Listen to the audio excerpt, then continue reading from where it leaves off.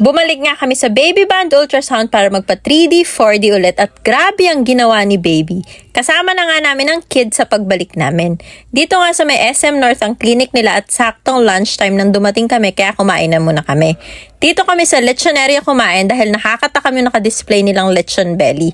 First time lang naming lahat dito kumain at nagustuhan naming lahat ng foods. Dinamihan ko na nga ang kain dahil kailangan busog para happy si Baby sa ultrasound. Napakadali nga lang palang hanapin itong Baby Band Ultrasound dahil dito lang siya mismo sa hotel drop-off ng Park-In. May parking at tabi lang mismo ng entrance kaya hindi na mahihirapan si Buntis maglakad. Habang naghihintay ay kumain na din ako ng chocolates pampakulit. Chocolates, malalamig at more fluids ang advice nila 30 minutes before ultrasound para sa magagandang kuha. Second time na nga naming magpa 3D, 4D dito sa Baby Band at talaga namang nagustuhan namin ng services nila. In-ultrasound na nga ako at sa umpisa ay ayaw na naman magpakita ni Baby. Tinatakpan na naman nga ang mukha niya ng mga kamay. Napakasuplado pang at tinatalikuran pa kami. At Diyos ko po, tignan nyo naman kung gaano kapilyo ang Baby nasa tiyan pa lang. 3 beses yang nag-middle finger. Pasensya na po talaga sa mga staffs ng Baby Band ha. Wala pa po kaming kinalaman dyan. Pagkatapos ng kapilyuhan parang walang nangyari at tulog na tulog ang Baby. Nililikot na nga siya ng sonographer para magising. Dito nga sa Baby Band ay gagawin ng lahat para makita ng parents si Baby. Kapag hindi cooperative si Baby ay bibigyan kayo ng time para makapaglakad-lakad, makakain hanggang sa mabago ang mood at position ni Baby. Pinakanagustuhan pa namin dito ay pwedeng kasama ang daddy sa loob. Diba? Mas masaya naman talagang makita at mapanood si Baby ng magkasama. Pwede din kayo mag-take ng videos at pictures para makuhaan nyo din ang itsura at lahat ng ginagawa ni Baby sa loob ng tiyan. Gaya nito, nakitang-kita na talaga ang itsura ni Baby. Napakalinaw ng kuha nila kahit dikit na talaga si Baby sa inunan ko. Huling-huli din ang pag-thumbsuck ng baby boy namin.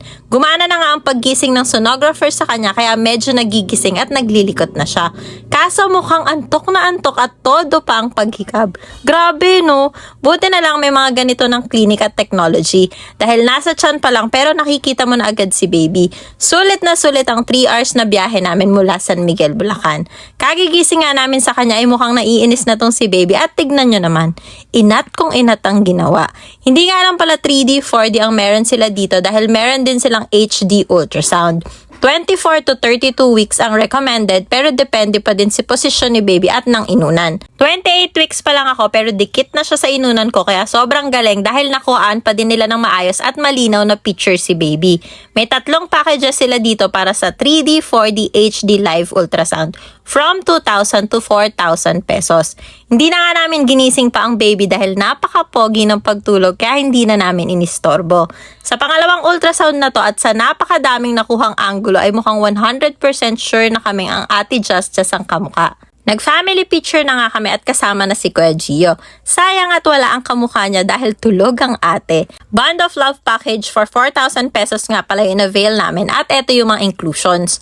Pouch, Band of Love bracelet, pin, keychain, family picture na magnet frame, 2 printed 4R HD photos ni Baby, 3D HD live images at 4D HD live videos na nasa 8GB flash drive at 1 printed 8R HD photos ni Baby na nakakollage na nasa frame. Sila nga pala ang mababait na doktora at staffs ng Baby Band Ultrasound. Thank you so much po ulit, Baby Band Ultrasound!